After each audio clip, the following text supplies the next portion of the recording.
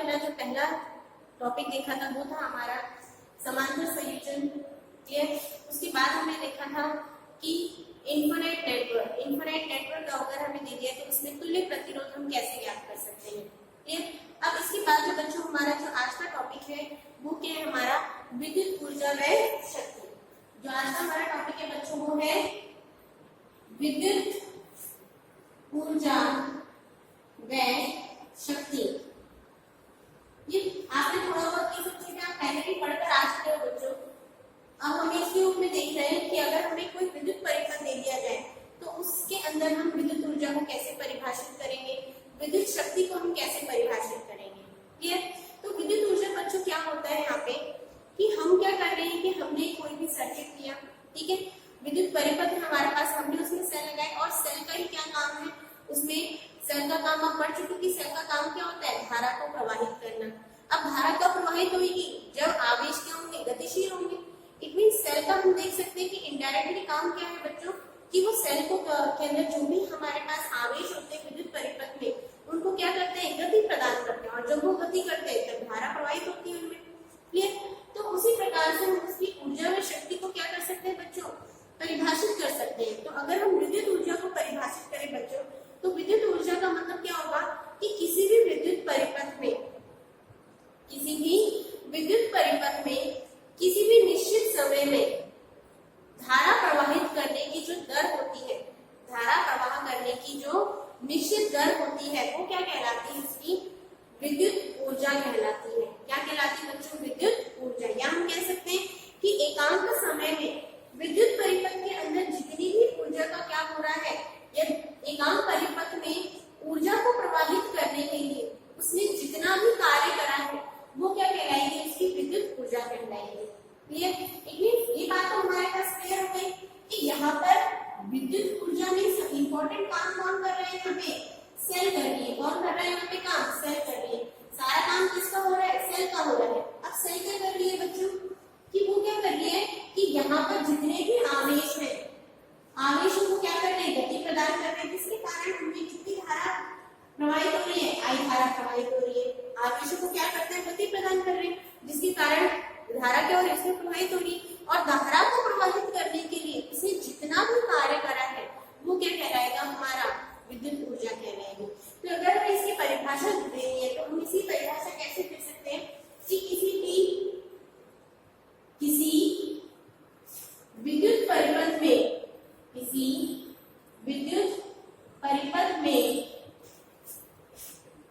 निश्चित समय में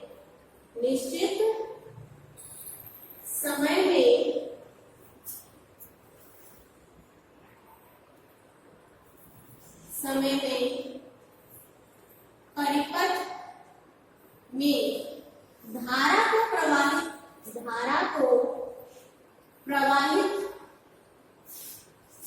करने के लिए किया गया कार्य क्या कहलाती है, परिपथ की विद्युत ऊर्जा कहलाती है। क्या कहलाती है बच्चों, विद्युत ऊर्जा कहलाती है। क्लियर। तो अगर हमें परिभाषा पूछ जाए तो हम सिंपल वे में इसकी क्या परिभाषा दे सकते हैं बच्चों, क्या होगी परिभाषा हमारे पास कि किसी विद्युत परिपथ में निश्चित समय में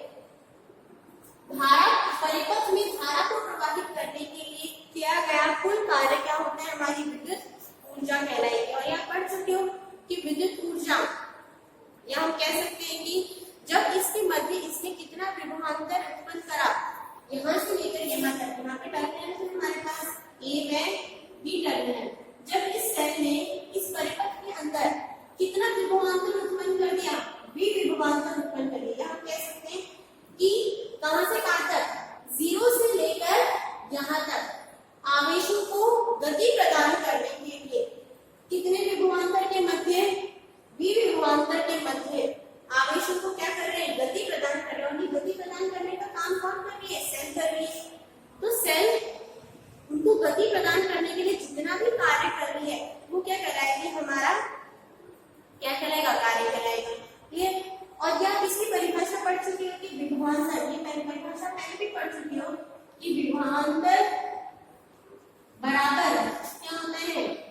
किया गया कार्य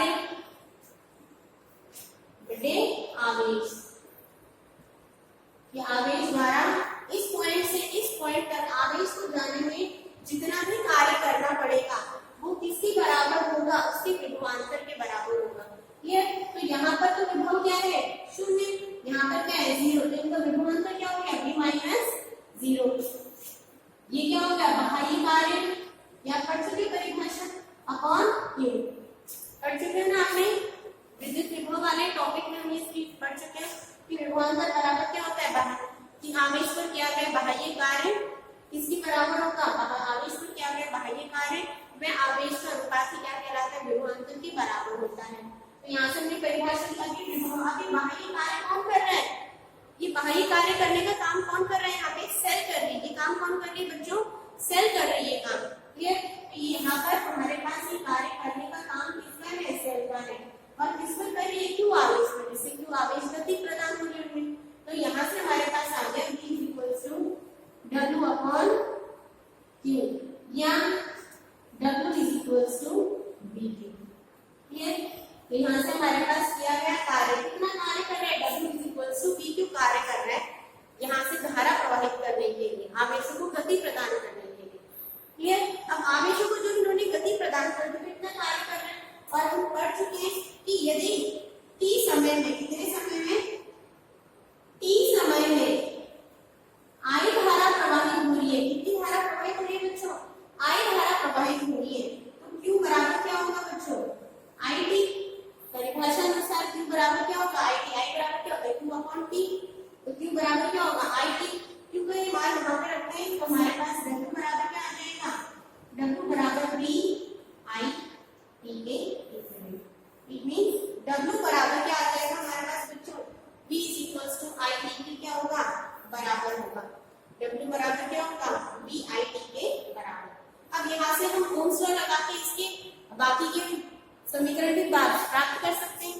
ओम्स लॉ लगाए, ओम्स लॉ क्या है, V is equals to I R, तो एक तो हमारे पास फॉर्मूला ये आ गया। क्लियर? कि यहाँ पे W बराबर क्या होगा, W is equals to V I T के बराबर होगा। दूसरा हमारा फॉर्मूला आ जाता है बच्चों, ऐसे दूसरा फॉर्मूला अगर हम बनाए तो क्या आ जाएगा, ओम्स लॉ लगाते हैं और दूसरा फॉर्मूला आ जाएगा हमारे पास ओम्स लॉ के द्वारा V is equals to क्या है बच्चों, V is equals to क्या है, स्मॉल लेके चल रहे थे, स्मॉल लिख देते हैं, V I T, V is equals to I R, V का मान इसमें रख दो तो W is equals to क्या हो गया, I स्क्वायर R T, तो एक ही हो गया formula, that W is equals to क्या आ गया, I स्क्वायर R T के बराबर। क्लियर? और I is equals to V square, I is equals to V upon R, I is equals to V upon R, ये मान रख दो तो W is equals to क्या आ गया, V square R T। Clear? तो हमारे पास इसके तीन फॉर्मूले आते हैं, इनमें से कोई सा भी यूज कर सकते हैं। That W is equals to, एक फॉर्मूला तो ये हो गया हमारे पास W is equals to V I T, दूसरा फॉर्मूला हो गया W is equals to I square R T, और तीसरा फॉर्मूला हो गया W is equals to V square R into T। It means कि हम किए गए कार्य के रूप में परिभाषित कर सकते हैं। क्लियर? अब यहाँ पर जो भी कार्य हो रहा है, अब कार्य का क्या मात्रक होता है, कार्य को हम किस रूप में देखते हैं, कार्य का जो मात्रक होता है बच्चों वो क्या देखते हैं, हम किस रूप में देखते हैं बच्चों, वैसे तो इसका मात्रक क्या होता है, आपका जूल में लेके चलते हैं, इसके मात्रक को हम किस में लेके चलते हैं बच्चों, जिसका SI मात्रक होता है, क्या होता है बच्चों, इसका SI मात्रक जो होता है वो तो क्या होता है बच्चों, जूल होता है, किसका, कार्य का। क्लियर? लेकिन व्यवहारिक रूप में कार्य को किस में व्यक्त किया जाता है, व्यवहारिक रूप में कार्य को किस में व्यक्त किया जाता है बच्चों, वॉट में व्यक्त किया जाता है। क्लियर? तो SI यूनिट क्या होगी इसकी, SI यूनिट तो क्या है बच्चों, जूल। और आप पढ़ चुके हो कि एक जूल जो होता है वो किसके बराबर होता है बच्चों, एक जूल जो होता है वो 1 वर्ग पर सेकंड के बराबर होता है। क्लियर?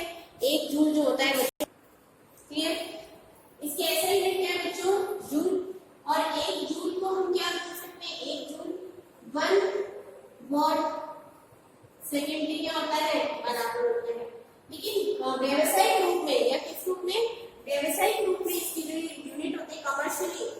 हम वर्क की जो यूनिट होती है वो हम किसमें देखते हैं, कमर्शियली। कमर्शियली जो इसकी यूनिट होती है बच्चों वो क्या होती है, किलोवाट आवर। कमर्शियली इसकी यूनिट हम किसमें व्यक्त करते हैं, किलोवाट आवर में क्या करते हैं बच्चों, व्यक्त करते हैं। और इस यूनिट को क्या बोला जाता है, बोर्ड ऑफ ट्रेड यूनिट भी कहा जाता है। मतलब कि वो यूनिट या ये इसकी ऐसा यूनिट तो है नहीं, लेकिन ये कैसी यूनिट है, इसकी कमर्शियल यूनिट है जो नॉर्मली ज्यादा यूज में की जाती है, कमर्शियल पर्पस में यूज की जाती है। इसलिए इस यूनिट को क्या कहा जाता है, BOTU। कभी कभी इसलिए ऐसे इंडायरेक्ट क्वेश्चन पूछा जाता है, इसका फुल फॉर्म क्या है बच्चों, बोर्ड ऑफ ट्रेड यूनिट। कभी कभी पूछ लेंगे what is the BOTU, what is the BOTU of, what is the BOTU of work, कि किसी भी परिपथ में BOTU यूनिट बताओ वर्क की। तो BOTU यूनिट क्या होगी, वर्क की क्या होगी बच्चों, किलोवाट आवर। तो कंफ्यूज नहीं होना है, अगर कमर्शियल यूनिट पूछे आपसे तब तो आप सीधा बता सकते हो किलोवाट आवर, लेकिन अगर BOTU यूनिट पूछे तो BOTU यूनिट भी क्या है बच्चों, किलोवाट आवर ही आपके ये।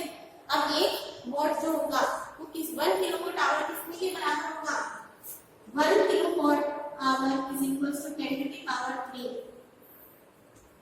वॉट के यूनिट होगा 1 किलोवाट आवर जो होगा वो किसके इक्विवेलेंट होगा, 1 किलोवाट आवर के क्या होगा, इक्विवेलेंट होगा। Sorry clear. दूसरी बात आपको पता है, देखो बच्चों यहाँ पर हम देख सकते हैं कि इस यूनिट को क्या बोला जाता है, इसकी इलेक्ट्रिकल यूनिट भी बोला जाता है बच्चों। क्या बोला जाता है, इसकी इलेक्ट्रिकल यूनिट भी कहा जाता है। BOTU यूनिट तो कहा कहते हैं इसे, और इसका दूसरा नाम क्या है, इलेक्ट्रिकल यूनिट। इसकी विद्युत मात्रक, मतलब इसका विद्युत मात्रक भी कहा जाता है, इसका इलेक्ट्रिकल यूनिट शॉर्ट में यूनिट कहा जाता है। That 1 electrical unit is equal to 1 electrical unit is equal to 1 kilowatt hour. अगर इसकी 1 इलेक्ट्रिक यूनिट की अगर हमें क्या निकालना है, वैल्यू निकालनी है बच्चों, 1 इलेक्ट्रिक यूनिट की वैल्यू निकालेंगे तो हम कैसे निकाल सकते हैं, इस तरह से निकाल सकते हैं। और जो आप सबको पता है कि 18.6 into 10 to the power 6 watt की इक्विवेलेंट होती है। क्लियर। शॉर्ट में 1 electric unit is equals to 1 kilowatt hour, क्योंकि 1 किलोवाट आवर को क्या कहा जाता है, इलेक्ट्रिक यूनिट भी कहा जाता है। तो अगर हम इसकी वैल्यू रखें 10 to the power 3 किलो को हमने लिख दिया, इनटू आवर के लोग सेकंड में चेंज कर देते 600 सेकेंड, तो हमारे पास क्या आ गया 3.6 into 10 to the power 6 what. It means 1 electrical unit जो है वो किसके बराबर होती है बच्चों, 3.6 into 10 to the power 6 watt की क्या होती है, इक्विवेलेंट होती है। क्लियर। तो हमें अगर हमसे पूछ रहे हैं क्वेश्चन सीधा ऐसे हाफ मार्क्स के लिए आ जाते हैं कि 1 इलेक्ट्रिकल यूनिट बताइए, what 1 electrical unit is equivalent to how much watt, then 1 electrical unit किसकी इक्विवेलेंट होगी, 3.6 into 10 to the power 6 watt की क्या होगी, इक्विवेलेंट होगी बच्चों। और या पहले जूल में इसकी वैल्यू तो पढ़ चुके हो, that 1 joule is equals to 4.2, that 1 joule is equals to बच्चों 4.2 जूल्स पर कैलोरी। पढ़ चुके वैल्यू का पहले 4.2 जूल्स पर कैलोरी की क्या होता है, इक्विवेलेंट होता है। क्लियर। तो ये तो हो गया हमारे पास इसका वर्क का। अब इसी तरह से पावर को भी हम क्या कर सकते हैं, डिफाइन कर सकते हैं। तो हमें पावर को डिफाइन करना है, तो पावर को हम कैसे डिफाइन करेंगे बच्चों, पावर की आपने सब पढ़ी, P is equals to W/T, कार्य करने की दर, ये आपको सबको पता है। शक्ति का मतलब क्या होता है, कार्य करने की दर।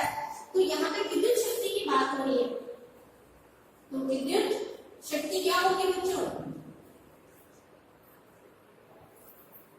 क्या होगी, विद्युत परिपथ में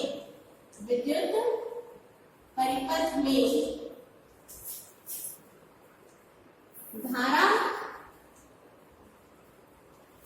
प्रवाहित करने के लिए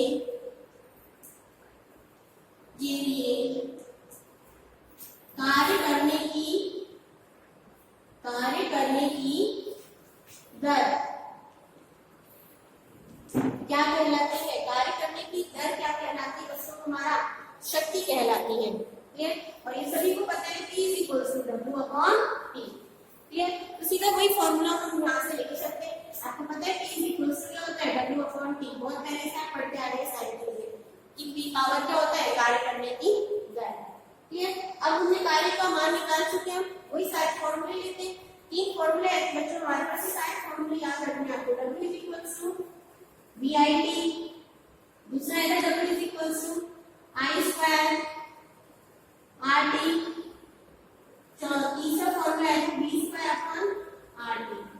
ये 3 फॉर्मूले है VIT, I स्क्वायर RT और B स्क्वायर अपॉन RT। अब इन्हीं सारे फॉर्मूले से भी हमारे पास शक्ति के क्या आ जाएंगे? सूत्र आ जाएंगे। कौन कौन से? एक बार जो फॉर्मूला रखा हमने ये वाला, तो हमारे पास क्या आ गया? एक बार ये फॉर्मूला रखा तो हमारे पास P इक्वल्स टू क्या आ गया? TCT क्या हो गया? कैसे? P equals to VI। एक ये फॉर्मूला हो गया। दूसरा फॉर्मूला हो गया, दूसरा सूत्र रखा हमने। दूसरा क्या आ गया हमारे पास? P equals to I square R। और तीसरा क्या आ गया हमारे पास? P equals to B square upon R। Clear? तीसरा क्या आ गया? B square upon R। बच्चों ज्यादातर ये वाला जो फॉर्मूला होता है सबसे ज्यादा यूज में आता है P equals to I square R, क्योंकि हमारे पास ज्यादातर जो सर्किट होते हैं वो आपका रेसिस्टर की फॉर्म में दे रखा होता है। उसमें रेसिस्टर होगा और आपसे पूछेंगे कि इस रेसिस्टर में से अगर इतनी धारा प्रवाहित हो रही है तो इसमें पावर बताइए कितना होगा। अब जब भी ये बात हमें ध्यान रखने की, जब धारा क्या होगी? प्रतिरोध में से होकर गुजर रही है, तो प्रतिरोध का क्या काम है? धारा को क्या करना? बहने से रोकना।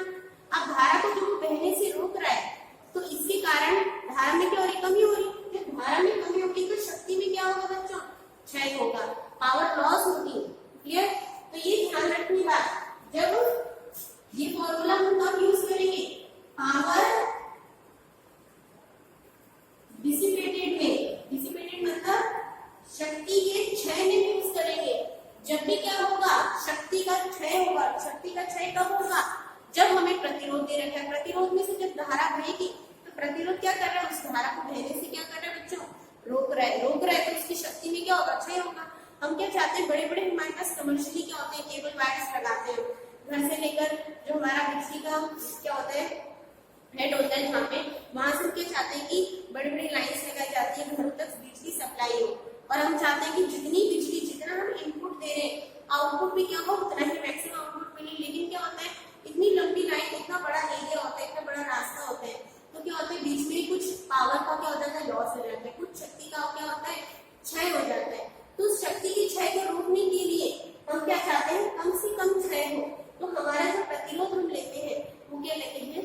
कम लेते हैं उसमें, कि प्रतिरोध क्या हो? कम से कम हो, ताकि धारा भी ज्यादा से ज्यादा बढ़े और शक्ति का भी क्या हो? कम से कम क्षय हो। क्लियर? तो कुछ तो शक्ति का क्षय वातावरण के द्वारा हो जाता है, कुछ उसके बाहरी कारणों के कारण हो जाता है। क्लियर?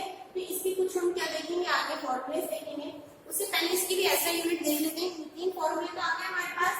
इसकी हम क्या देख लेते हैं? ऐसा यूनिट। अभी आपने पढ़ा है कि पावर की ऐसा यूनिट क्या होती है बच्चों? वॉट होती है। इसकी ऐसा यूनिट क्या होती है? वॉट। ऐसा मात्रक क्या है इसका? वॉट है। क्लियर? और अगर 1 किलोवाट है तो 1 kilowatt 10 to the power 3 watt. 1 kilowatt is equals to 10 to the power 3 watt. 1 megawatt is equals to 10 to the power 6 watt. Mostly ये वाले जो दोनों यूनिट्स है, ये तो आपके ऐसा यूनिट है, लेकिन ये दोनों जो यूनिट है 1 किलोवाट और 1 मेगावाट में बहुत ज्यादा हाई पावर के क्या होते हैं? ट्रांजिस्टर्स यूज करते हैं, ट्रांसफार्मर्स यूज करते हैं, तो उनमें बहुत ज्यादा पावर यूज की जाती है, कंज्यूम की जाती है। तो इसमें भी कमर्शियली ये दोनों यूनिट्स यूज में लिखते हैं, किलोवाट में और मेगावाट में। 1 किलोवाट को वाट में चेंज करेंगे तो क्या होगा? 10 टू द पावर 3, मेगावाट को 10 टू द पावर 6। क्लियर? अब इसकी देखो बच्चों एक दूसरी यूनिट और होती है जो बहुत पहले पुराने जमाने में यूज की जाती थी। वो क्या थी बच्चों? हॉर्स पावर, अश्व शक्ति। पहले जो शक्ति का जो मेजरमेंट किया जाता था वो, क्योंकि सबसे पहले देखा जाता है कि घोड़ा एक सबसे तेज दौड़ता है, उसके अंदर सबसे ज्यादा पावर होती है, पहले ये अज्यूम किया जाता था। तो इसलिए शक्ति का जो परिमाप लिया गया वो घोड़े के द्वारा, अश्व के द्वारा ही दिया गया था। इसमें सबसे पहले की यूनिट दी गई थी, इसको क्या नाम दिया गया बच्चों? अश्व शक्ति नाम दिया गया था। और 1 watt is equal to 746 horse power की क्या होता है? इक्विवेलेंट होता है। ये भी कभी-कभी पूछ नहीं जाता है हाफ नंबर में कि ए 1 वॉट कितने हॉर्स पावर के इक्विवेलेंट होता है? कितने हॉर्स पावर के इक्विवेलेंट होता है? 746। अभी भी आपने देखा होगा घर में जो सबमर्सिबल यूज करते हैं हम, घर में जो पानी खींचने की जो सबमर्सिबल होती है, उसमें भी अभी तक आप देखते हो लिखा रहता है कि हाँ भाई इतने हॉर्स पावर की है। ये 746 तो बहुत ज्यादा हॉर्स पावर है, उसमें हम करते हैं बहुत कम हॉर्स पावर की यूज करते हैं। क्लियर? क्योंकि हमें बहुत कम शक्ति, तो पावर P इक्वल्स टू क्या होगा बच्चों? dE अपॉन dt होगा कि ऊर्जा में समय के सापेक्ष परिवर्तन। तो अगर हमें कुल ऊर्जा का मान निकालने के लिए बोला है तो dE इक्वल्स टू क्या होगा? P dt। कुल ऊर्जा पूछी तो इसको क्या करेंगे? समाकलन कर देंगे। तो समाकलन करने पर क्या आ जाएगा? dE is equals to P dt। It means E is equals to PdT। Clear? ये हमारे पास दूसरा सूत्र आ गया। जब ऊर्जा समय के सापेक्ष क्या हो रही है? परिवर्तित हो रही है, हमारे पास टाइम क्या हो रहा है? वेरिएट होता जा रहा है और उसके साथ साथ ऊर्जा भी क्या हो रही है? चेंज होती जा रही है। तो इसके लिए हम सीधा ये फॉर्मूला यूज में लेंगे E is equals to integral Pdt।